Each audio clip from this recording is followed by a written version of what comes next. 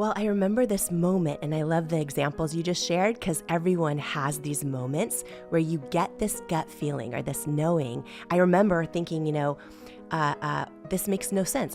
There's thousands of makeup companies out there. Why does nothing work for me? And I got this moment, this knowing that said, well, if you can't find anything that works for you, there's probably a whole lot of other people out there that can't find anything. What if you create something that works for you? It'll probably help a whole lot of people. And then I got this moment where I'm like, okay, my entire life, because I was like, this makes no sense that nothing works for me. Then I realized I've never seen, a woman with bright red rosacea saying, as a model. How did you get fired from Denny's? Because obviously your story is incredible, and I want people to hear where you started from because that's so freaking powerful. Because I want to let people know, what they can achieve is totally up to them if they have the right mindset. And girl, you have the right mindset. So take me back. You get fired at Denny's. Fired at Denny's, yeah. So, I was paying my way through school, and I was working as a waitress at Denny's. And it was a challenging Denny's. And so what I mean by that is they had problems getting pancakes out, and people would get so frustrated. So it would take an hour sometimes to get your meal. So I would talk and try to learn the customer stories. Yeah, I would, anything you didn't have to ring up, like the ice cream, I would offer ice cream, whatever. Anyways, I got fired for talking too much. Really? Yeah, from Denny's. But it was a blessing to go through, right? Because I learned a lot too. And I was like, okay, trying to understand. I didn't know at the time I'd be an entrepreneur later, trying to also make sure I figured out operations. Right. So even when you're sitting there inside of a kitchen going, why is it taking 45 minutes to get pancakes? And what's the ordering process and the back end of the operations? It's all a gift. Like everything we go through can be that way. And if we have the mindset where we go, okay, what can I learn from this experience and what can I take out of it and learn from it? And so, yeah. That's amazing. Okay, so you're a news anchor, you're doing good, and you've publicly said you've had the producers in your ear saying, oh my God, you're getting blotches on your face. Yeah. Did you at the time think of it as a gift? Because you said everything's a gift. Did you at the time feel like that was? Not at the time, no. I think, Lisa, when I look back at all the things I've done, I've made so many mistakes, but when I look back at the things I've done right, it was always when I went with my gut, and deciding to go into journalism was one of them. Because like you mentioned in the intro, I went to graduate school at Columbia, and everyone was getting these high-paying jobs. And you pay a lot of money for school, and then you have this pressure to get out and get a job or to do something with it. And the average salary was $126,000 that year out of Columbia Business School, and I took a job for $23,500 because I went with what I wanted to do in my gut, what I was passionate about, which was other people's stories. And I took a job in the middle of Washington State at a small market, but I learned how to write and edit and shoot and film and everything, and just put in the work to try and build a foundation. And I had moved up markets, and I thought this is what I was going to do my whole career. And but sometimes it's like God has other plans. It's like something hits you and you don't even know. And well, frankly, the things going through my mind were what's going on, what's wrong with me. I would spend my makeup trying to cover it up because rosacea is bright red, and you get these patches on your skin, and they're textured like sandpaper. It's like a rash, right? Yes, almost. Yes, and it's very textured. And so, no, I mean, I think anytime something happens to us, whether it's a physical thing, a physical change, an emotional situation, something with our health, right? Anytime we have something like that, it's hard to go through the beginning of it, because I struggled a little bit, honestly. I had thoughts like, okay, am I pretty anymore? Like just those things, like I'm embarrassed. I've never even said that out loud, by the way, but like that's the truth. I just started doubting myself. I started doubting, okay, is this going to affect my career? But in the midst of the start of kind of that I guess struggle of going, okay, my physical appearance is changing. Let me wrap my head around this. Is when I started really looking into makeup and trying everything out there, spending my tiny paycheck on every product I could get my hands on, from the most expensive to the least expensive. And there's that famous saying, like, sometimes we make our mess our message. And that's sort of what happened. It was this entrepreneurial moment where I realized there's nothing out there that works for me, right? Nothing that will solve my problem. And there must be so many other people that have just given up on makeup because it doesn't work for them. And it's like, okay, nothing works. And the more I researched, I'm like, wow, 70% of women have hyperpigmentation. That's wow, almost 70%? all of us. Yeah, that's like, all, you know what I mean? And so many of us deal with just all different things, hormonal changes, everything, acne. And so I just thought, you know what? If I can solve this problem for me, I know that it could be, you know, of service and life-changing for other people also. And so I got married in 2007, and I did the least romantic thing, I think, in the world in some ways, which is like write a business plan on your honeymoon with my husband. And we got back and we both quit our jobs and just like went all in. And I thought, okay, we poured all of our money into R&D and into our advisory board and made this product. And I thought it's going to sell. And I had no idea how hard it would be to be an entrepreneur, because I worked hard my whole life. Like you were listing some of my jobs, and it's like, you know, I'm the girl that hustled and took the bus, public transportation, because I couldn't afford a car, and was getting to 4 jobs and making it happen. Like I know hard work, and I had no idea how hard it would be to be an entrepreneur. I didn't know that the day we created our company and actually launched it, I didn't know that it would be 3 years before I could actually take a paycheck. I didn't know we wouldn't be able to hire anybody because we couldn't afford. I did not know every retailer would say no. It was the hardest. You know, now I look back and I think that's the one thing I'm really proud of, to make it through and to share. Because a lot of times people, when they get rejection, they feel like it's just them, or they feel alone, or they're embarrassed to say, oh, this retailer said no to my product, or this person said they don't believe in what I'm doing, or this expert said they don't believe. When that happens to us, it sucks, because rejection sucks. It hurts.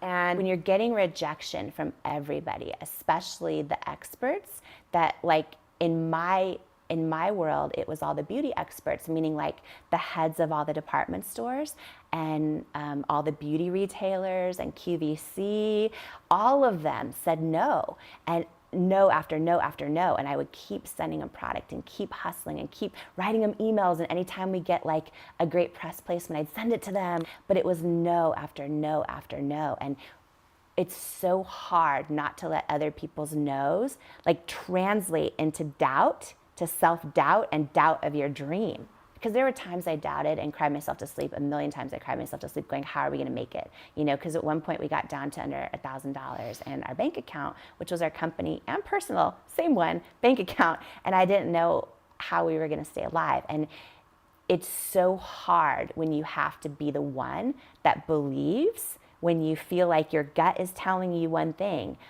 but other people are not. Yeah. You know what I mean? All right, so let's talk about the gut then, because there's multiple things that you just said there that all you've led back to the gut. And in hindsight, everyone listening and watching are going, well done for trusting your gut. But there are many times that, at least for me, I've trusted my gut and I was wrong. And I've learned my lesson, and then I move on. So I want to start with you're a news anchor, you've got the blotches, nothing was working for you, you're going to try your own. What made you trust your gut in that sense? Because like you said, you had college debt, so you have all this stuff that's stacked against you. It's based on beauty, which for women is very emotional. So how did you keep going and like try to find the solution instead of just hide away? Like, what are the things that you told yourself that pushed you to keep going and trust your gut that this was the right path for you? I've always had this feeling deep down inside, like I'm meant to do great things that help other people. Interesting. I've always kind of just known it. Even when I took the low-paying job to learn journalism instead of like a super high-paying, you know, consultant or banking job, I just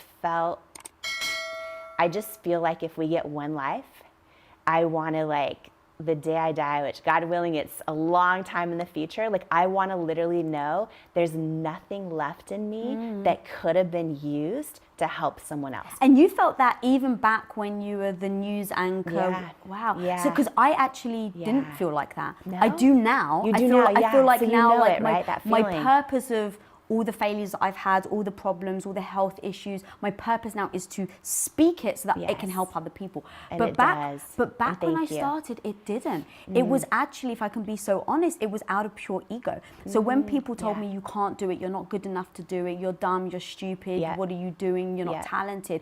I was just, stubborn enough to say, I can do it. I'm going to prove them wrong. And it was out of stubbornness, not out of like, I want to share it with the world, that actually pushed me to then show myself what I was capable of. So you were driven by ego because you're like, I'm going to prove them wrong. Exactly. Then I realized, wow, I'm actually did do it and I'm kind of capable. And so then it's like, well, if you're capable, what else can you do? And so that became the foundation of then, okay, maybe I have a superpower. So if I have a superpower now, how am I going to help others? So it kind of became a transition for me versus then just an initial, like from the beginning. So that's why it's really impressive that you felt that even before you had any validation that you can do it or that you have the ability to do it. Yeah, I've always had that feeling. And it's funny that you say this. I've definitely done things for ego. I have definitely done things for ego. And most of the time when I do that, I regret it. It doesn't feel right? You know what I'm saying? And sometimes I do stuff on ego and it turns out great and whatever, but it's like it doesn't compare to that feeling of knowing you're doing something bigger than yourself. I feel like when you spend the time to really think about your why and why you're doing it, why or how it's bigger than yourself, that will sustain you through so many hard times, right? Because just hearing some of what you're sharing, I'm having flashbacks even to so many of the hard times, even once we finally got yeses and finally we're on QVC and all of that, when you're putting in 100-hour weeks and when stuff doesn't go your way and all that, and when your why is bigger than yourself, it sometimes it's like that's the only thing that gets you through those hard times and keeps you going. Because sometimes if it's just for ourselves or our own ego, it's not a strong enough why. When you are so burnt out and you feel defeated and you feel like self-doubt's entering your mind, it's like money isn't a strong enough why, because you can go get another job and get money. You know what I mean?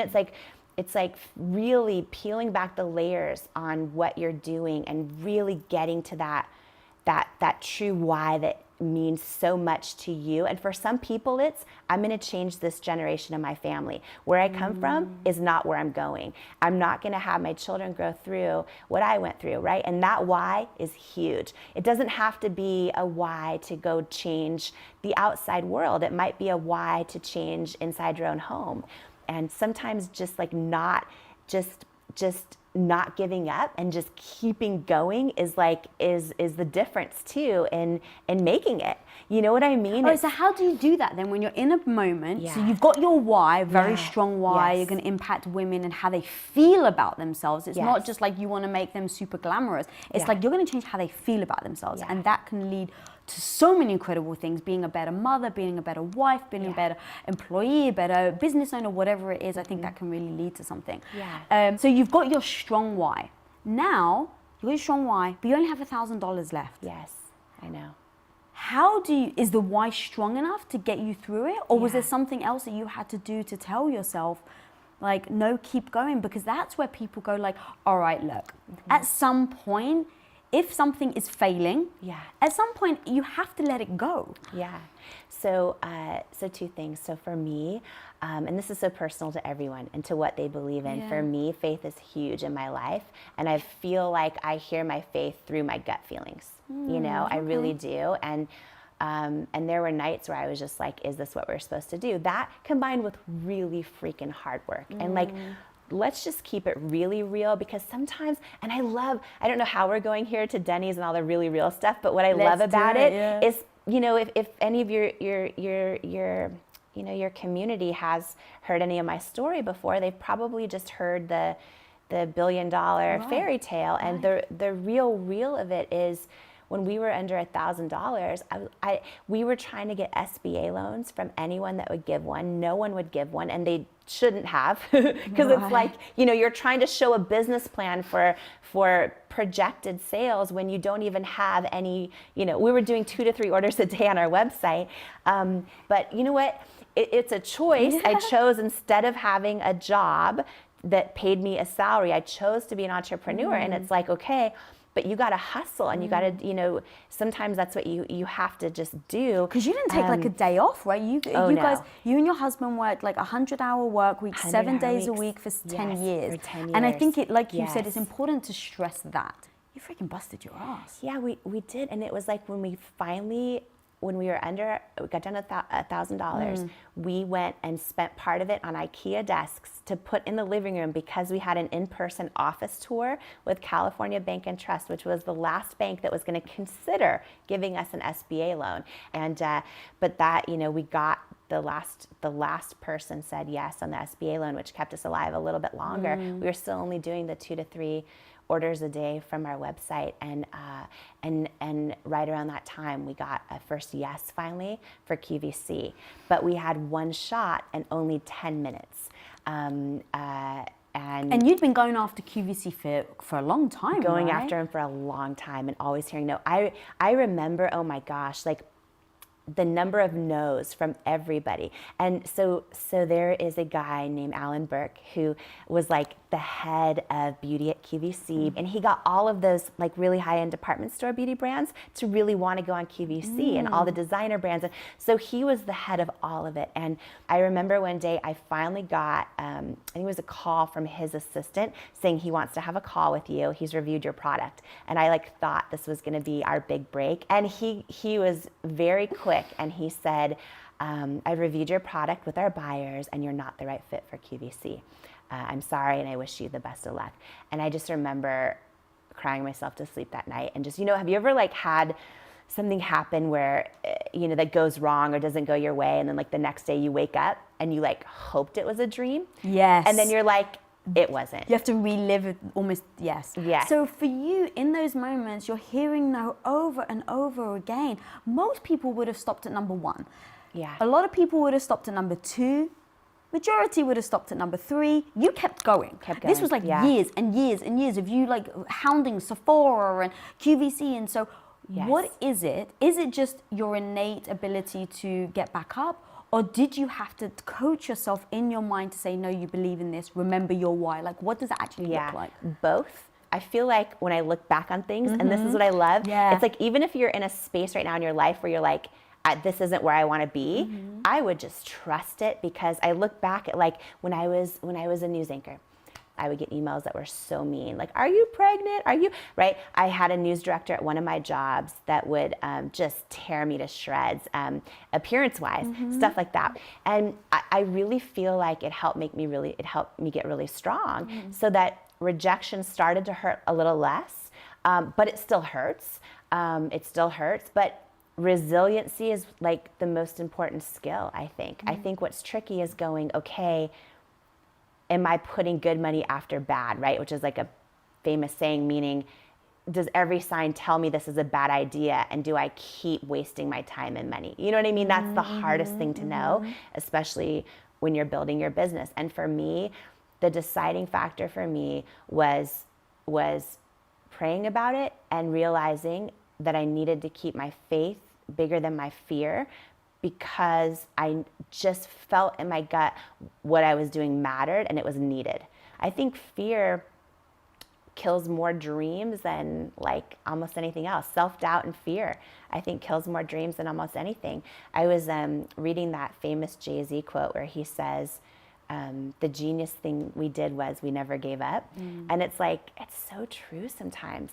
And what's crazy is I would have saved myself so many nights of crying myself to sleep had I known what I know now, which is just that if you're doing something novel or that's different, that hasn't been done before, of course, all these people that are experts aren't going to get it right away, because there's no it's never been done before. So there's no proof out there that tells them, oh yeah, this is a good idea, or oh yeah, this is going to succeed in your stores, or, you know, it's never been done before. So I shouldn't have been surprised that all these people that I thought were like, you know, they would know if, you know, they're going to see our product and like love it right away. And the other thing I learned was by persistence and by not letting those no's destroy every ounce of confidence I had, and every single person that told us no has now told us yes. But some of them told us no for years and many, many, many times. And here's the crazy thing, and I don't know the answer to this, but what I do know, Lisa, is had I listened to a lot of the ways they told me to change our product or change our positioning, had I listened to that, I don't think our brand would have worked. I don't think I'd be sitting here having sold it to L'Oreal, because L'Oreal has a lot of other great brands that do what's already been done really well. They're the best at it in the world. Had I not done something totally different that went against what all these other experts were saying to do, I wouldn't have created something of value that complemented their portfolio. Do you know what I mean? Yeah, I think it's Peter Diamandis. I think he said this. The day before a breakthrough is just another dumb idea, and it's like it's so true. Because you're getting no's a million times. You're also telling people, people are being mean. Like in my intro, I said someone said to you, you know, who's ever going to buy makeup from you? Yeah. So again, that was one of the toughest things I've ever dealt with in my own head. Because what had happened was, so we had no money, as you know, as we've covered, and this investor who he had invested in a lot of consumer product companies. So he had a big, he was the head of a big private equity firm, and a lot of companies I love were his products that he had invested in and then sold. Okay. And we finally got a meeting with him, and he was super interested. So it's someone you're super excited about. Yes. Someone you're amped about. Someone have a you lot admire, of respect for. Respect. Yes. Okay, makes it even worse. I know, and they loved our idea of what we were doing with our products and with our company. I'm like, this is amazing, because if they invest in us, then A, we're not gonna go bankrupt tomorrow, and B, maybe they can help us get into these retail stores. And like, I was so excited. And then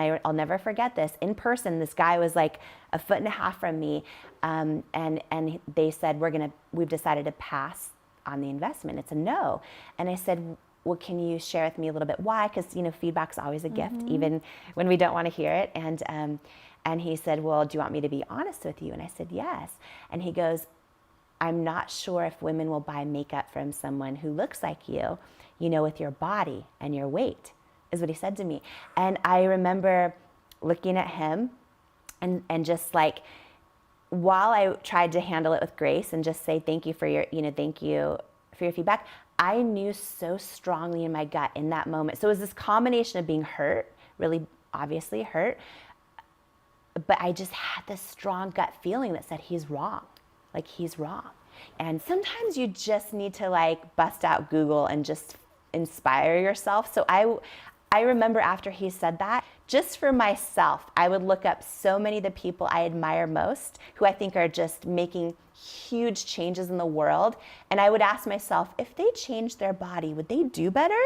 No. Like, if they got all skinnier, got all whatever it is, like, people that change the world, what they look like, I think is irrelevant. I think it's how they feel, it's their heart, it's their intentions.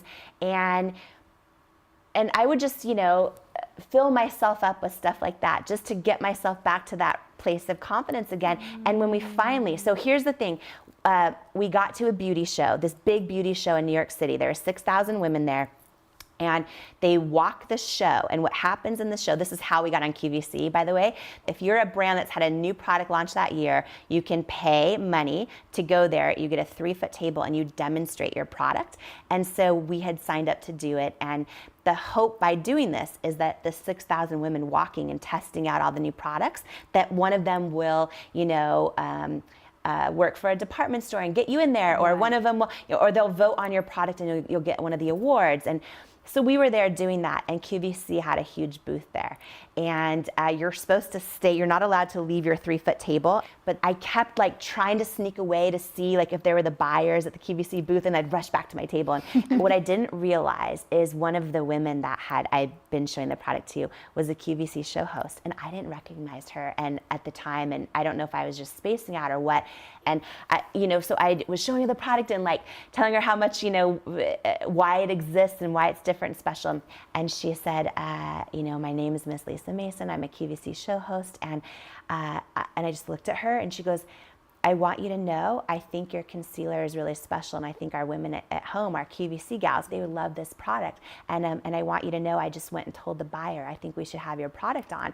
And I looked at her, and tears just started streaming down my face, and I think I freaked her out. She's like, oh, sugar, I don't have any, like, she's like, oh, what did I just say? Yeah, she's like, I don't have any power to get your, I just want to let you know I did this, I believe in you. And I was like, thank you. And I was like, can I send you product? She's like, no, sugar, but, I just want to let you know. So long story short, we got a meeting at QVC, and we got a yes.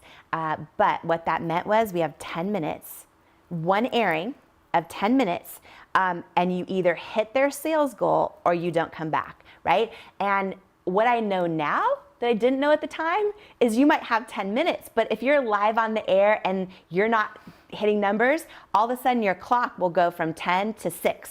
And then you're like, and you can't panic, and you have to have fun, and you can't try to sell, because the second you try to sell, nothing sells. Nothing sells. Nothing sells. So, and it'll be at 6 minutes, and like if it's really not doing well, it cuts to 2. And what's so hard is you're live on national television, and in the back of your head, I just lost a product, or I just lost, like it's so much pressure. Thankfully, I didn't know that part in the first airing, but what I did know was we had 10 minutes and we had to hit a sales target or never come back. And we needed to sell over 6,000 units of our concealer in that 10-minute window. And I just felt like, okay, if women can see this live on television, how it works, and they can see how it will, change their lives, I can show it live on TV. And I just felt like this is it. And then here's where this appearance stuff resurfaced, right? And for any woman out there or man who struggles with do what I look matter? Does my weight matter? Does my size matter? Do my clothes matter? It sucks when sometimes things all around us tell us they do, right? And this is a moment where I had to make a decision where everything was on the line for my business. And what had happened, Lisa, was we had met with there's all these outside consultants, and they help a lot of people do well on television. And they'll give you advice like, here's how you do your demonstrations, and here's the type of models to use, and here's what to say and not to say. And when I met with all the consultants, they all told me I needed to do this formula to work on air, which was cast only perfect skin models, all like the same age and skin tone and blah, blah, blah. And I'm like, okay, but I want to show my bright red rosacea and show how this works for me. And I want to show real women that are different ages and have different skin problems. And I want women all across the country that have never seen a model who looks like them and skin that looks like theirs. I want to show them live why I made this product. And every single consultant said that will not work. And if I want to have any chance of succeeding in my business, that I will do what they're saying, which is to do the formula, the only formula that had ever worked in beauty. And it was the most stressful probably moment of my whole career and decision of my whole career, because everything was on the line. Yeah, break it down, and then how you decided to just ignore them and do your own thing, because like you said, everything's on the line. What did that process look like for you, where you said, they're experts, but I'm still not going to listen? So I was freaking out. I flew out to QVC a week early. I love the honesty, by the way. That's oh my gosh. It was, and it's so funny. Because we had no money, so I took this, it was like 3 or 4 connections, because it was the cheapest way to get to Philly. I got there, I was in a rental car, and I drove to the QVC parking lot every single day for a week, and I sat there, literally trying to envision what was going to happen in that 10 minutes, almost like the way I imagine Olympic athletes envision success. And I just knew in that moment, like I knew what I needed to do. I knew that if I went on QVC and did what everyone else had done, maybe my business would have succeeded at that time. But it wouldn't have been authentic to who I am. I'm not a makeup artist. I don't do makeup artist looks on people. It's not why I created the brand. It's not my why. So I would have been putting money and fear above the why I did this. And I just remember sitting in the parking lot and knowing even if I try and I go out there and I show my bare face, which is the last thing I want to do on national television, showing my bright red rosacea, but it wasn't about me. It was about, I wanted to shift culture and beauty. I wanted there to be models that look like real women. I imagine real women all across the country who have forgotten that they're beautiful and have forgotten that they matter. And I realized in that moment, if I don't sell and we miss the sales goal, at least for that 10 minutes, there will be women that turn their television on and they see models, aspirational models, who I'm standing on television calling beautiful that look like them. And I'm showing women with skin problems and issues, and I want them to know we're all in this together, like we've all got this. But it was so scary, and I remember the camera goes live, the clock's at 10 minutes, and I remember it started counting down.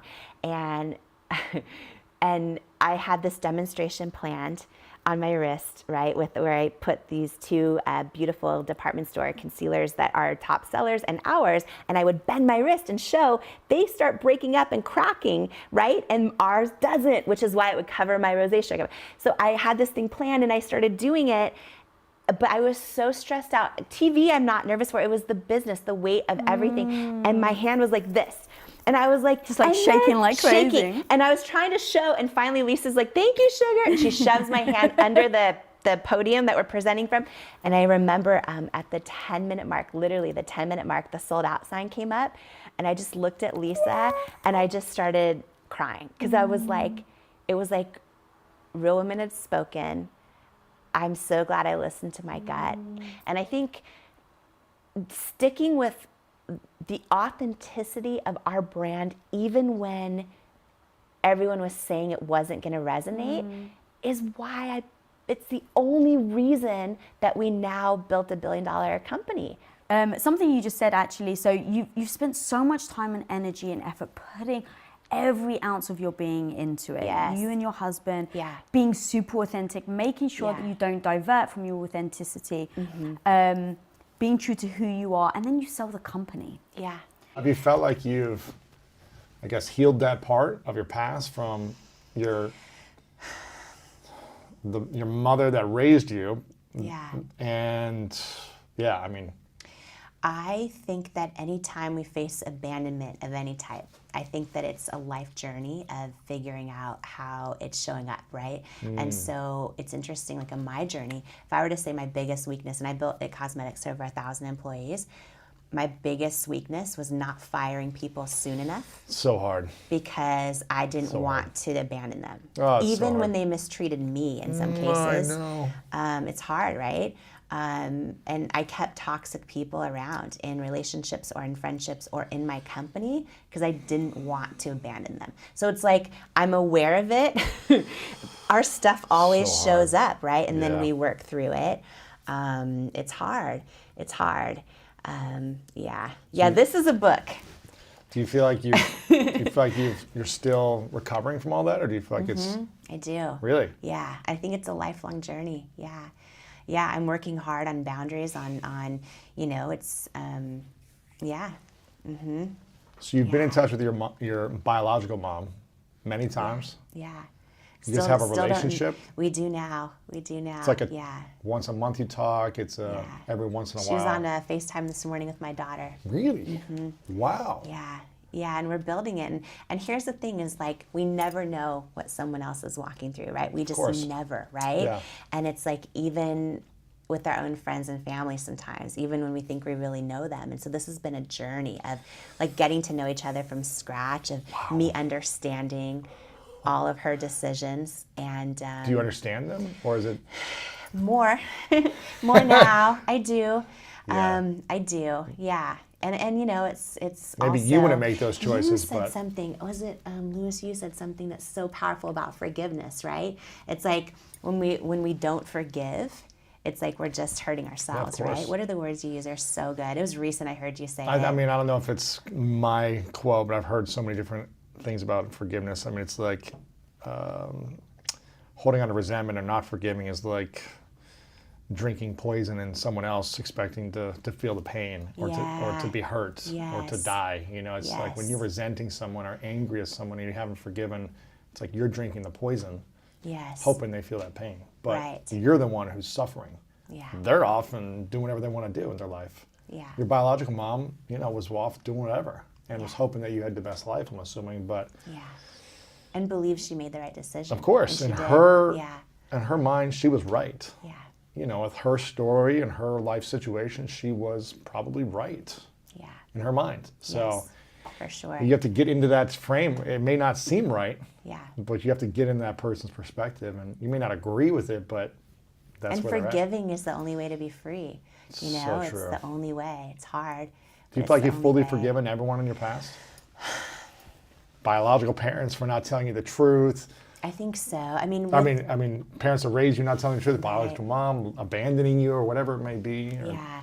There's, you know, my mom who gave me up for adoption. She was with my dad one time ever, one night, and they were in college actually. And it's interesting because I grew up with a family where no one had gone to college. So I always thought my whole life I was the first person in my family and all that. And my birth mom did go to college, and it was her and my birth father, and they were together one time ever. And he doesn't know. And she can't remember his name. No way. Yeah, and so you don't know your birth dad either? I don't know him yet. Shut up. And so I talk about, one of the things I talk about in this book is what happens when you don't know where you come from. Oh my gosh, there's no certainty. There's no certainty. And I had a really big spiritual moment. And, you know, I talk a lot also in the book about my whole journey of being raised with faith and then going through multi-year season of God doubt. And how... What do you talk about? Self-doubt, body doubt, God doubt. Yeah, and I kind of go there. And, you know, it's been a journey. So, but, you know, I believe, I trust in our journey. That you know what I mean? I think we're all... So your birth mom doesn't remember who he is. Right. She doesn't remember his name. And have you been able to trace back DNA? It's I'm in the process. So I've done 23andMe Ancestry. Crazy. I'm sure it's a matter of time before it happens. This is crazy.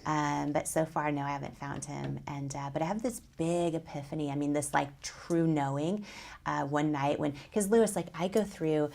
You're probably this way too, just looking at the business you've built and everything that you're doing with School of Greatness and everything is like when I'm into something, I'm like all in. Obsessive. You're like, right? I gotta find the answer. So like my husband would get worried about me because I'd be up all night I'm like a searching dog for with a my bone, like, birth dad. Yeah, and this has gone on for years. No way. Mm-hmm. Every time I see gosh. someone on television that I think they look like me, I'll Google him and see did he go to this school or did he all those things and it's gone on for years. my gosh. And I had this big moment, this deep knowing that is not going to make sense to a lot of people, but it will to some, where I realized, like, oh, I actually know who my dad is. Like, how do I say this the right way? I know God is my father, so I know my father. Sure. Do you know what I mean? Of course, yeah. And so at this point, it's just like, okay, who's my dad on earth? And I bet you I'll find him too. So this is crazy. the book is crazy. It's a lot. It's stuff I've never shared. And I think sometimes, you know, what I realize is for 10 years, I've done all this stuff with It Cosmetics and been the first woman to hold a CEO title in L'Oreal's 100+ year history, all these things. But sometimes when we're doing this role, I don't want to say we hide behind it. What I realize is, like, if I don't share all of these things, then someone else going through them who doesn't know how to get through them Right. may feel alone struggle more or any of that. So it's, yeah. I have so many questions. I'm curious. Did you connect with your mom, your biological mother, when you were before it cosmetics or in the process of it, or? Yeah, we had launched it, but we're having no success. Wow. Yeah. Yeah, so I met her before that big moment on QVC. Did you ever think maybe one time that like, this is going to be so successful that my dad's going to find out about me and approach me and reach out to me? I had those thoughts. Like, going on QVC because I did over 1,000 live shows. And, even now, if I do like a big keynote at an event where there's like 100,000 people and that, you know what I mean? I think, what if he actually knows of me but has no idea I'm his daughter? Mm-hmm. That's crazy, isn't it? Mm-hmm. Oh my gosh, that'd be nuts. Yeah. And so I'm just trying to trust. I still obsessively search. I still all those things and have done the 23andMe. There's no link yet to someone else in 23andMe? No, it's the craziest thing. There's like fourth cousin. Like, I don't know if have you done it before, the 23andMe? I have, okay, yeah. So you know how you get the DNA relatives, and there's like 70,000 people that are your third or fourth cousin, where it's so difficult. But on the highest one, where you're really connected, I have all these people on my mom's side, but on my birth dad's side, it's all the third or fourth cousins, thousands of them still. Oh my gosh. So I'm waiting For him to do the test. Yeah, or somebody somehow, related right? to him in like because it could be a sibling or yeah. Another child or whatever. This is crazy. Yeah. Gosh, that'd be so nuts. Yeah. I want to hear how this story ends. Okay, I'll keep you updated. But that's good. Your biological mom is in your life. Now, the mother that raised you and your biological mom, did they connect? Yeah. Really? Yeah. So. Did they know each other when? No, so they had never spoken. Met. Yeah, and it's a journey. Like I learned. So she had you, and it's like 2 days later, someone comes. Mm-hmm. That is crazy. Yeah, my parents got me. And they never met each other. They never met each other, and it was private. And my birth mom had used a different name on all the paperwork, which is why it took me so many years to eventually find her. But eventually they met, and the three of us met, and my birth mom brought 3 bracelets, kind of like Wonder Woman style gold bracelets, one for me, one for her, and one for my mom, and they had belonged to her mom, who had passed away, and it was beautiful. My mom who raised me, I was worried, would she be okay that I found my birth mom, all those things, and my mom who raised me thanked my birth mom, Rosemary, when she met her, and just said, like, thank you for giving me the best gift that's ever happened to me. Yeah, and we were just sobbing, and so it is beautiful, and I'm glad I didn't give up, because it was, 5 years, it was, and listen, like when you get a phone call and someone's like, hi, do you, right, it's like you think it's a telemarketer and you hang up, and so it was like 5 years of me calling, tens of thousands of women with like either a similar first name to the paperwork or similar last name, and just getting hung up on for 5 years. What would you ask them? Hi, is your name Rosemary? Like, is this Rosemary? Oh, I have a relative. Okay, it could be all different things, but right. I'm looking for a relative of mine actually named Rosemary, and like it was like click, click, click, like, I tried all different stuff. And the part that I never knew was one of those women who hung up on me, her. It was her. It wasn't, but like I didn't know. But like every moment for 5 years, it was like, is this person who's about to answer gonna be my mom? How did you finally? Did she pick up, or did you find her on social media or something? There's a search agent. So there's a television show, right? Yeah, a television show. Like an FBI agent who could find someone. Yes, and so Paulo is like, can I submit your? I don't even know because we have my husband and I total opposite television. Yes. Like nothing in common, right? You would like you and him are like he's like watching sports UFC, and this, that, da, da, da. And I'm like, oh, it's on The Bachelor, and like, you know what I mean. Anyways, so I didn't even realize he knew I was watching these adoption shows. Like I DVR all of them and whatever. And so there was one where it was called The Locator, I believe. And anyways, he wrote into the show. He's like, can I write your story into the show? And I go, yeah, of course. And he wrote in, and they didn't pick me for the show. But then a search agency called and said, for a fee we can search for it. And I thought, oh, what a scam! Right? But it wasn't. It ended up not being. Yeah, they How found her. long did it take them? Like not long. A week? Couple few weeks. Days? And I'd been searching 5 years. Oh man, she'd just be like, I would have paid this right away. And like as a journalist, I know how to find everything. But because her name wasn't the right name, they were able to trace all kinds of stuff back and actually. Mm-hmm. Yeah. This is fascinating. I feel like, Lewis, every person, though, has situations in life where, we feel like somebody we trust pulls the rug out from underneath us. And it could even just be a relationship, someone we're dating, or a friend. Someone we're friends with 20 years and they betray us. And we all have these situations. And so I felt like sharing what happened and like how I got through it and just all the things. You know, I think that we all share this journey together. You know what I mean? And we're all connected. Absolutely. Yes. So let's go to that moment, Jaime. You're 3 years in. Yeah. You've burned through the money. Yes. You have been told no by everybody. And even though you have leveraged all of the steps that were ordered along the way, and like an amazing Denny's waitress, you can talk to anybody, you can hustle, you can figure it out. Yeah. You have nothing but closed doors in front of you. Yes. And a ton of product and no money. Yes. What is the turning point? Yes. Why did you not give up? Yeah. So 2 big things happened. The first was in the form of a crazy, painful rejection. So I thought, Mel, so we got a call from a big potential investor, Okay. and very famous for launching all these sort of unknown brands and making them big products we all buy in grocery stores. And, you know, and I thought, and they got a hold of our product. And I thought, like, oh, if they invest, then A, I'm not going to go bankrupt. B, like we can leverage their clout to get in these stores that keep telling me no. Yeah. Like I had this whole scenario planned out that was like this Pretty Woman moment, right? Where I was like, oh, he's going to save the day. And so we started taking meeting after meeting, it got down to the final meeting with this huge investment firm. And it was in person. My husband and I actually flew to the meeting, and the head guy was about 3 feet from me. Yeah. And his whole team was there, who was awesome. I had just presented our whole future product pipeline. And he says, you know, you should be so proud of this product you've created. It's really, really good. But it's a no. We're going to pass on investing in IT Cosmetics. And I was like, okay, can you tell me why? Because I'm so used to hearing no. And I was like, Yeah. okay, even though really I was devastated, but Well, yeah, because they just led you on and you just went through it. And this was supposed to be the meeting where they're like, let's do this. and I was so hopeful and I was so desperate. Yeah. And he got very quiet and he says to me, do you want to know, you know, I said, can you tell me why? And he says to me, do you want me to be really honest with you? And I said, yes, please. And he got really quiet and he's like 3 feet from me in person. And he says, I just don't think women will buy makeup from someone who looks like you with your body and your weight. And when he said that to me, and this is why it was such a big moment for me, when he said that to me, first of all, a lifetime of body doubt and self-doubt. Like I remember it flooding my body all at once. And when I looked at him, I actually felt no anger toward him. I felt like I was almost like staring my own fear straight in the eye. But when he said those words to me, Mel, and this is when we talk about purpose and intuition, he said, I just don't think women will buy makeup for someone who looks like you with your body and your weight. The second he said that, I felt this feeling in my gut. Like I can remember it like it was yesterday, this like strong feeling that said, he's wrong. Like I felt it, right?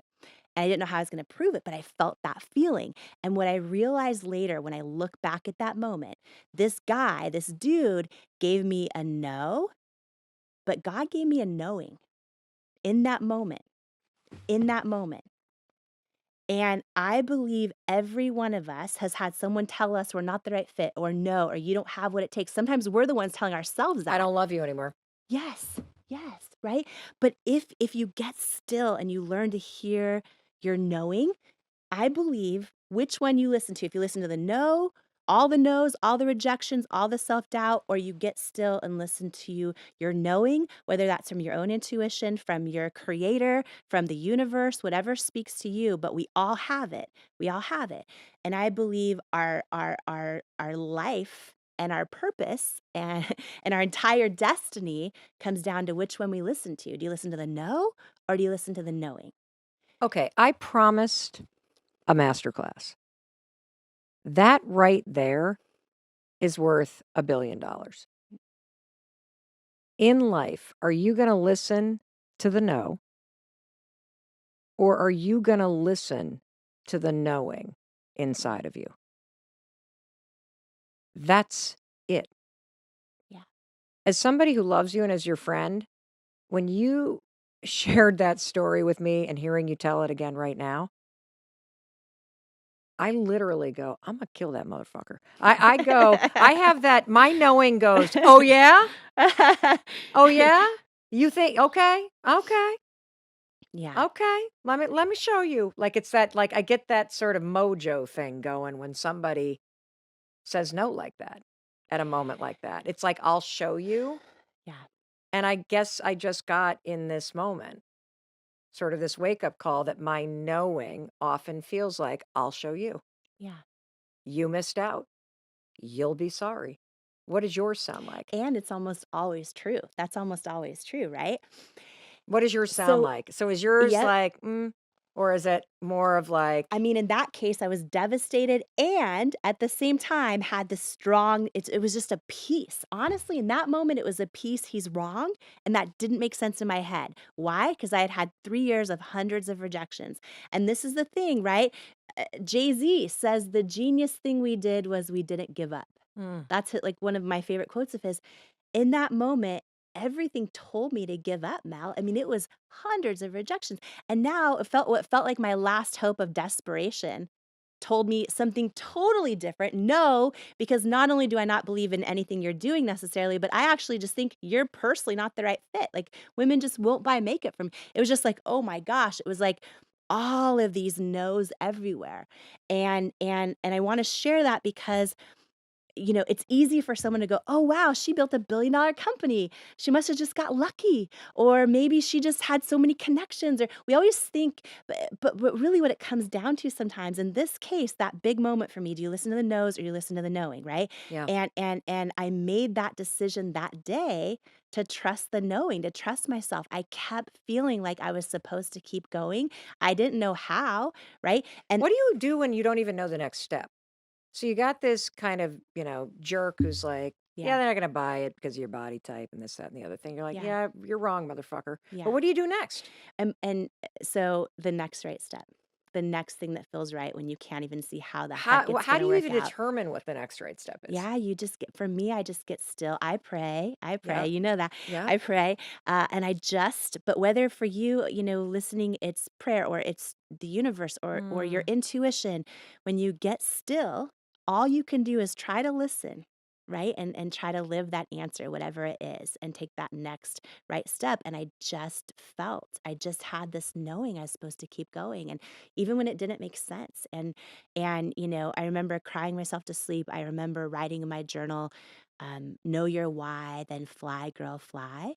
And I read those words every day till I didn't need the reminder. I would Google stories of people that had gone through thousands of rejections who no one would know that they went through them because they're so successful today. Or, and I just kept trying to sort of build this toolbox of things I could lean on. And how did QVC come about? Because you built It Cosmetics and it became, because of you, the most successful beauty brand on all of QVC. You did over 1,000 appearances. Yeah. So how did you even get onto QVC? Because that in and of itself is no small feat. Yeah, well, their head guy of beauty, who's like a legend, had said no to me many times. No, you're not the right fit. And I happened to be at this big beauty expo. And was this before or after this guy was like, no, we're not investing? After. After? So she has now gotten 3 years of no's. Yeah. They're almost out of money. Her intuition is knowing that she's going to fly, girl, fly. So she is still showing up to a beauty expo where I want you to understand, in the business world, it's like going to a convention where everybody that you have ever fooled around with, who has then broken up with you, is attending. So everybody that has said no to her, she walks in and it's like, oh, here's this chick again, the it chick, right? Yep. The it cosmetics person that has been sending me the stuff and calling me, and we have told her no, do not make eye contact. So you are now at this thing. This describes it exactly. Yes! Everyone you fooled around with, who broke up with you, and they're like, "Oh, don't make eye contact." Yeah, it's God, that. this chick again with the skin, with the okay. Yep. So you're at this thing. You've been told no by the big person. It's been 3 years. So we're talking like 2011, 2012 ish. What do you do? So you get this 3-foot table, right? It's a huge convention. There's 6,000 women at this convention.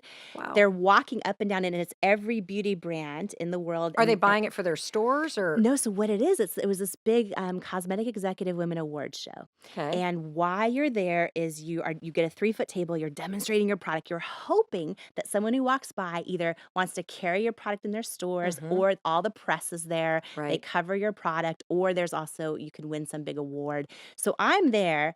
And then all the brands you can imagine, right, are there.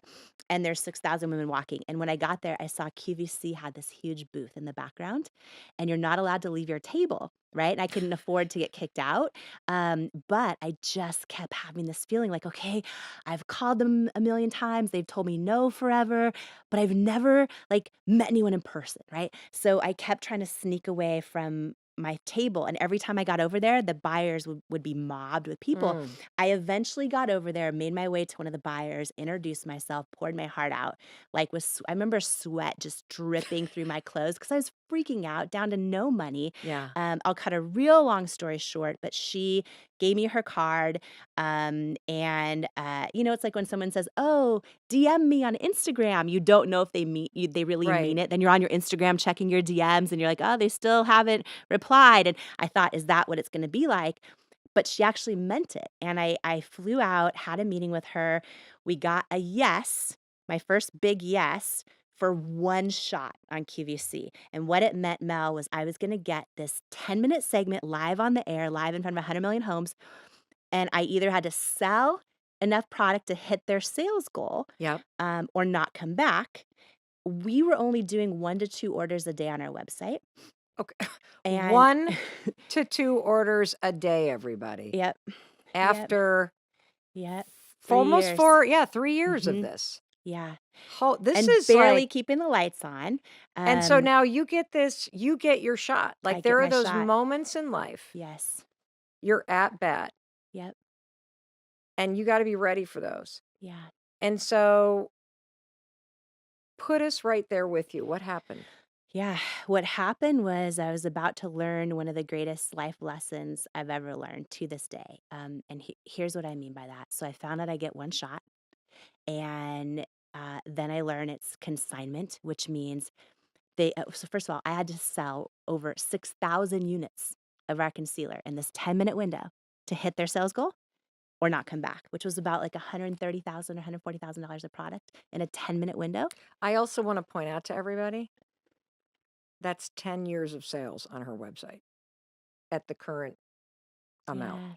So in 10 minutes, everybody, Yeah. she on live television Yeah. has to move 10 years worth of volume she was selling on her website at that time. In one shot. Like In one shot. And she'd never done this before. I realize you were a television anchor, but this is a totally different thing. Well, QVC, it's unlike stores where you can walk in and there's thousands of products in one space.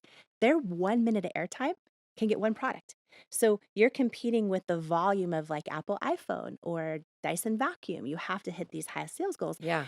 And what I quickly learned was the offer was consignment, which meant I wasn't guaranteed to be paid for it. I had to figure out how to get a loan to cover the cost of manufacturing 6,000 units of product, shipping it in, going through legal, going through QC, going through all of it.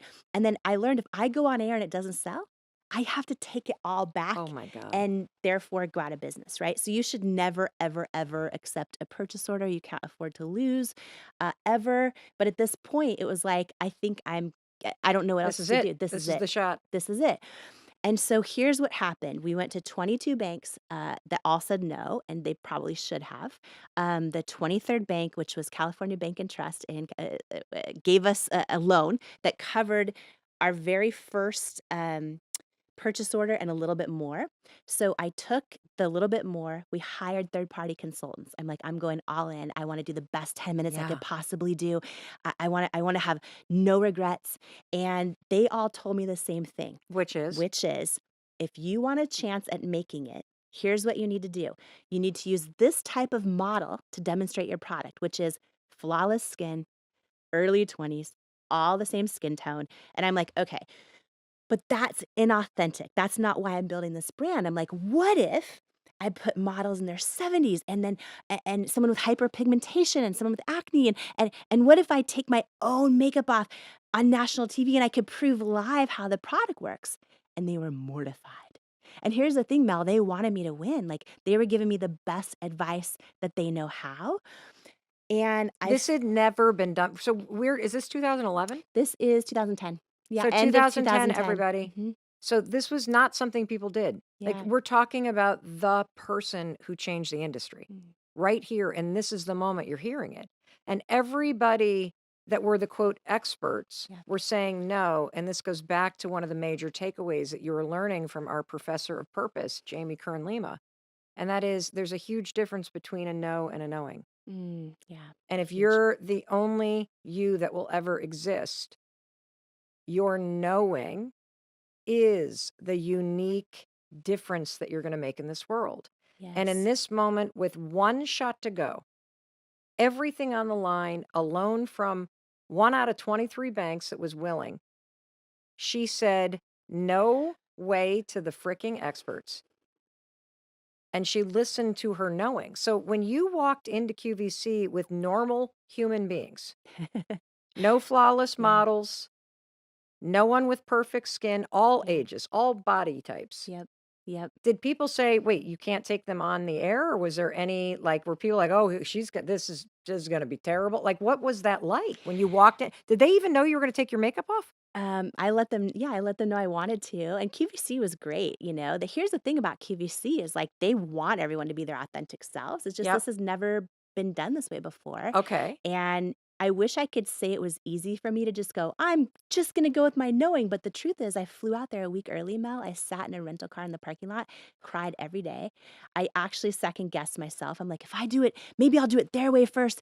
Then I'll make money. Then I'll do it my way.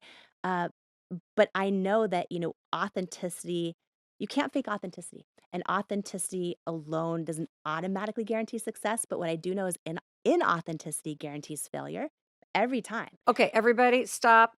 The professor class is in session. Did you hear that? That inauthenticity, being fake, trying to do something everybody else's way, because that's just, you're too insecure to do it your way. That never guarantees success. Authenticity, your knowing, your special spin on things. That is the pathway to purpose and success. There is no other way. And so after a week of crying in your rental car in the parking lot at QVC, you were like, I'm going with the knowing. I'm going with the knowing. And so tell us about that first appearance. You're standing there on a television set. There's a bazillion cameras. The lights are bright. You got your models there. You're taking the risk of your lifetime on live television in front of 100 million homes. You are doing something that has never been done on television before. Yeah, I remember literally I wore 2 pairs of Spanx, Mel. Not because I cared how I looked, but, like, I was so freaked out. Like, my hands were shaking and I was sweating through my clothes. So I had on double Spanx under my dress. And I remember the moment the camera went live, right? And there's a big countdown clock on the floor that started at 10 minutes. And by the way, a minute or 2 before I went onto the set, I learned you're not guaranteed your 10 minutes. Why? If you are a minute or 2 into your cell and you're not hitting numbers, they know by the second. Your clock, you might think you have 8 minutes still to go, and your clock will jump to 1 or jump to 2 minutes left. Because your product's a flop. Yep, exactly. And you're a flop. So you literally are racing against the clock to be successful out of the gate. So what did you do to, like, hook everybody? Did you take your makeup off right away? Did you, like, what did you do? So I, first of all, I go out of the, I go live. I remember it was like 9:59, 9:58, 9:50, and I'm like, and I remember I had practiced in my bathroom mirror, right? So many times. If I had known the high five habit then, I would have been way more confident. But I was practicing in the bathroom mirror this demonstration 1,000,000 times on my wrist, how our concealer doesn't crease and the best 2 selling concealers crease. And I'd done this demonstration like this where I show it and they all start to crease. So I'm holding my wrist up, trying to do this as we go live to show that, but my hand's like this now. And it was never like shaking when I was doing it 1,000,000 times. Meaning it wouldn't bend, everybody. Like, she was so anxiety-ridden that she's Yes. sweating through her 2 pairs of Spanx, and Yes. her wrist will not bend, so she cannot demonstrate that her product won't crease. Yes, and the host grabbed my wrist and was like, "Thank you, sugar," and she took over. And then I remember my bright red bare face before shot coming up on national television. I remember walking over to our models, real women, all shapes, sizes, skin tones, skin challenges, calling them beautiful, meaning it. I remember So when did you take your makeup off? When she So grabbed your hand and said, "Thank you, sugar," yeah, did that she's wake you so up, sweet. or were you like Mel, I was like out of my body. I was so just did you, praying. like, just then take your makeup off? Well, they did a whole bare face before shot of me for that show. Oh. I've taken it off live a million times Okay, since. That okay. first show, it was like, yeah, bare face before shot and then the after. And I remember walking over to them. I remember we were, 6 or 7 minutes in. I didn't know how we were doing, but I knew we weren't cut yet. And then it got down to like a minute left, and the host said, the deep shade's almost gone. The tan shade's almost sold out. And I was like, freaking out. And I remember literally right at the 10-minute mark, this giant sold out sign came up across the screen, and I start crying on national television. Oh, I love you. They cut from me and went to like Dyson vacuum or something. And I remember my husband came rushing through the double doors of the studio, and and he's like has his arms up, and I'm just sobbing, and I'm like, "Real women have spoken," and I'm just like crying. And I thought he was gonna give me a hug or be all excited, and he just looked at me and he's like, "We're not going bankrupt." And I was like, "Ah!" And I just that one airing, which was September of 2010, became 5 more that year, then 101 the next year, and then I did 250 live shows a year, myself, direct live on QVC year after year. So we built the biggest beauty brand in QVC's history, and the only reason that I share that is because it was years of no, and you're not the right fit, and what I love for anyone listening who needs to hear this is no one can tell you you're not the right fit. No one. And you can get all the no's in the world, but you have your knowing. And by the way, I believe this, Mel. I believe even when you trust your knowing and then it seems like it was wrong and things don't go your way over and over and over. Like I look back at those moments, right? I really wanted that investor to invest in us. Thank God he didn't. Oh When my I God. say everything's happening for us, what I mean is like, I was so desperate that if he would have invested in us then, I probably would have given him the majority of the company for probably Right, almost no money, right. By the time, many years, 6 years later, after that day, 6 years later, when L'Oreal bought this little company I started in my living room for $1.2 billion cash, it was still, I was the largest shareholder.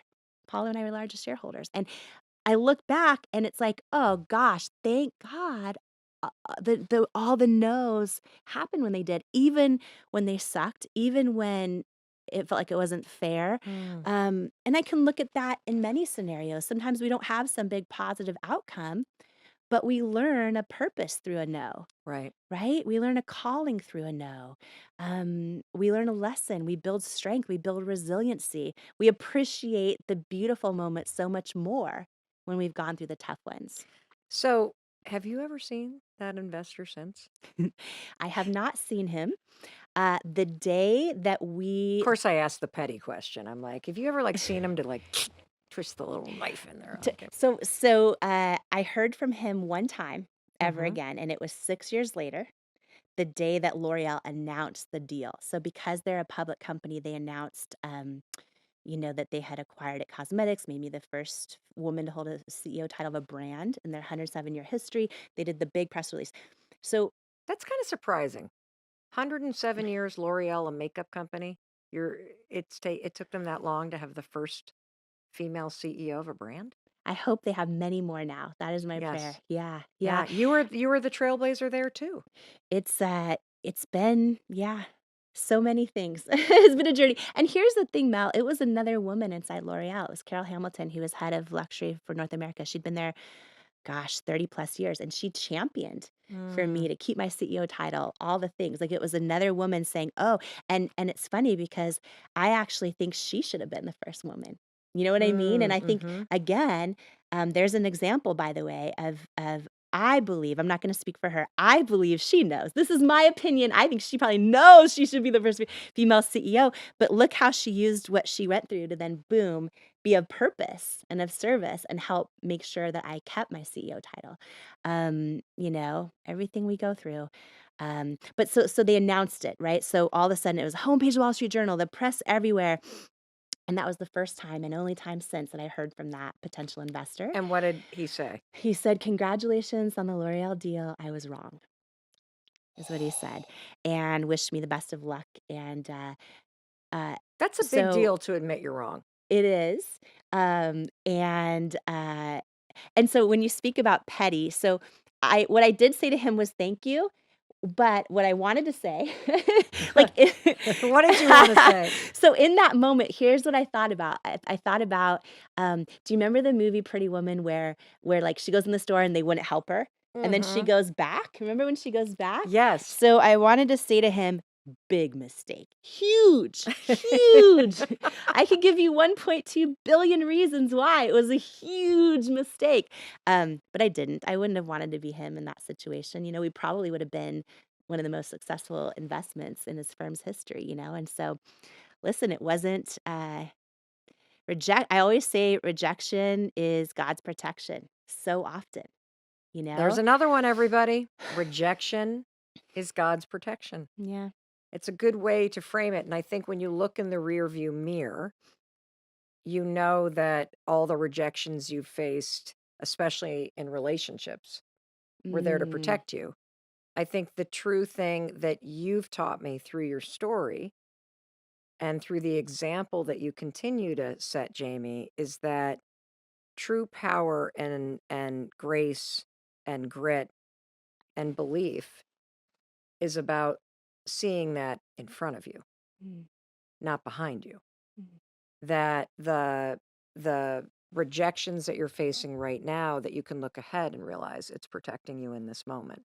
I would just love for the new listeners that are here with us that did not hear the story, could you just give us the thumbnail version of how It Cosmetics started and some of the highs and lows? It all started with this season of setback in my life and major self-doubt. And what I know now, Mel, is for so many of us, our setbacks are actually setups for what we're supposed to do to live our best life. We just don't know it at the time. But I was working in what I thought was my dream job. I had done so many jobs, from waitressing at Denny's to bagging groceries in the grocery store to get my way into journalism. And eventually I was anchoring the news. And I was live on the air one day, and I hear in my earpiece from the producer, "There's something on your face. There's something." And I'm talking to millions of viewers live. He's like, "There's something on your face. There's something on your face. You need to wipe it off. You need to wipe it off." And in the commercial break, I glance down and I see this bright red rosacea kind of cracking through my makeup. If you imagine like desert clay cracking, my makeup was cracking under the HD lights and the red was coming through. And I have hereditary rosacea, which for me gets really bumpy, really bright red. And so I'm trying to cover it during the commercial break and it won't work. And that set off a moment where I spent all my paycheck trying to find makeup that would work and nothing would work. And every time I'd go back and I'd be live on the air, I'd hear in my earpiece, "It's still there. It's still there. It's still there." Oh, and God. I went through this season of self-doubt where I'm like, oh my gosh, I'm in my dream job, but am I going to get fired? Like I'd be talking live on the air and instead of engaging in the story, I'd be thinking, are viewers changing the channel? Am I costing the company ratings? And I started this big season of self-doubt. How old were you?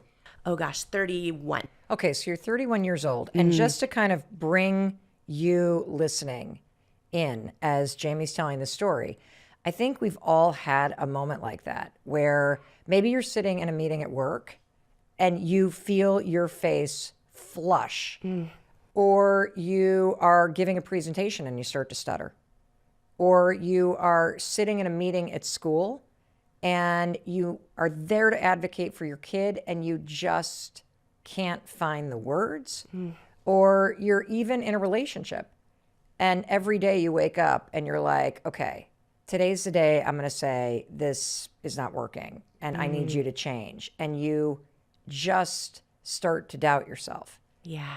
And so this is a universal experience. Yes. But you amplify this because you're on television in your dream job and your rosacea is basically melting your makeup and now making its own appearance on the television with you. Yes. So what the hell do you do? Well, I remember this moment, and I love the examples you just shared because everyone has these moments where you get this gut feeling or this knowing. I remember thinking, this makes no sense.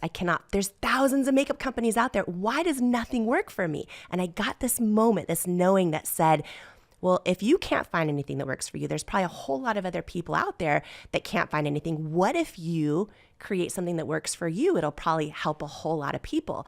And then I got this moment where I'm like, okay, my entire life, because I was like, this makes no sense that nothing works for me. Then I realized I've never seen, a woman with bright red rosacea saying, as a model for products. And oh, that's true. I just want to make sure that as you're listening, you understand something. So this was a time where you didn't see normal people in ads the way that you do now. Right. This was a time where there would never be anybody on social media or in an advertisement or in a makeup advertisement that had no makeup on. Yes. Like we take it for granted because we see before and after and we see people wearing a more natural look, but that was not the case. Not the case. Over a decade ago. Yeah. And I realized, Mel, I'm like, okay, I've always loved beauty ads and commercials and magazines my whole life, but deep down inside, they always made me feel like I wasn't enough. And this moment happened, right? And you mentioned someone saying, I'm about to end a relationship or, whatever situation we're in. I had this moment, this gut feeling where I was like, wait a minute, what if I could figure out how to make a product and not just make a product, but put real women as models, every age and shape and size and skin tone and skin challenge, and try to shift that definition of beauty in the whole beauty industry for every little girl out there about to start doubting herself and every grown person who does. So I had this feeling like, what if, right? What if I could do it? And that was in my gut, in my knowing, but really fast, my head talked me out of it. My self-doubt was like, oh, but you got no money. You don't know what you're doing. You're unqualified. You have no connections in the beauty industry. And I sat in that place, and maybe a lot of viewers can connect with this, where you have this gut feeling or this that you're supposed to do something or go for it or tell the person you want to be more than just friends or put your idea out there. But then your head is talking yourself out of it and you're about to doubt yourself out of your own destiny.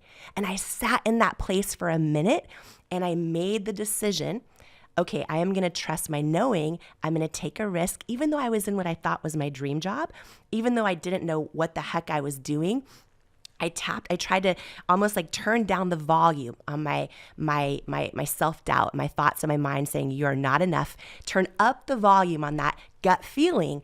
And these are the moments that change our entire lives, right? When we make the decision to trust that gut feeling. And now here's the thing. I launched the business. Okay, now I just have to ask you a question. Yes. You'd never made makeup before. No.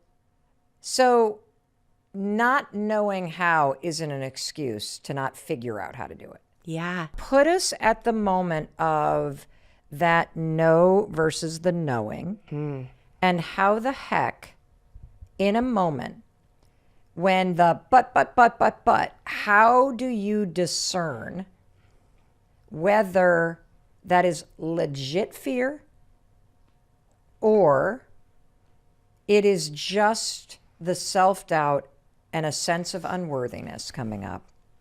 Yeah. And you have something deeper called a knowing. Professor of Purpose in the house, people. Let's go. Every single person listening right now, every day we get no's, right? We get no's in all different forms. We're not invited to the party. Someone doesn't include us. We don't know why. We're not in the circle of moms standing around and we're feeling on the outside. But most of our most painful no's are the ones we're telling ourselves, right? The ones we're telling ourselves in the form of negative self-talk all day long, right? We all get no's all the time and we tell ourselves no's, but inside, in our gut, if we get still, if we listen to our soul, right, we get a knowing, an intuition, a still small voice, a gut feeling. Every single moment in your life, in your friendships, in your joy, in your, goals and dreams and ambitions, I believe, Mel, they come down to which one you listen to. Do you listen to the no's or do you listen to your knowing? And this is the most important thing, because our self-doubt will lie to us all day long. It will lie to us all day long. And when we get still and ask ourselves, is that the truth, right? And you tune into your gut, your gut will tell you the right answer. I don't believe your gut is ever wrong. I believe that it either leads you to the next right step or the next right lesson. Oh, right? So even if you, quote, trust your gut and it blows up in your face. Yes. It was leading you to a lesson yes. that you absolutely needed. Exactly. I believe. Yep. And I believe our steps are ordered that way. And when we talk about the no's, the moment I decided to trust myself, right, and listen to that knowing over the nose in my own head, etc., and launch this business, what a lot of people don't know, because they just see the headline fairy tale. Oh, Denny's waitress builds $1 billion company. It was 3 years, hundreds and hundreds of no's, no after no after no after no. I would pray or meditate and be like, why is this not working? Why is no one telling me that they believe in my dream? All these retail stores saying no, right? I had this vision for inclusivity in the beauty industry. I was saying, let's have models every age and shape and size. And, I had this vision. I'm like, let me show my bare face rosacea and prove the product works. And these retail stores were mortified. They wwere mortified. There was thousands of makeup brands, but I entered that space fully authentically to who I was. No matter what your dream or your idea or your art you want to put out in the world or your podcast you want to launch, if you are one of the brave ones willing to do it authentically to you, by definition, it has never been done before. It has never been done before. So because there is not another you in existence, and there never will be. And nobody can compete with that. Ladies and gentlemen, rock this house and welcome to the stage, Jaime Kern Lima! Jaime Kern Lima! Every single one of us has had someone tell us we're not enough. Every single one of us has had someone say words to us that hurt.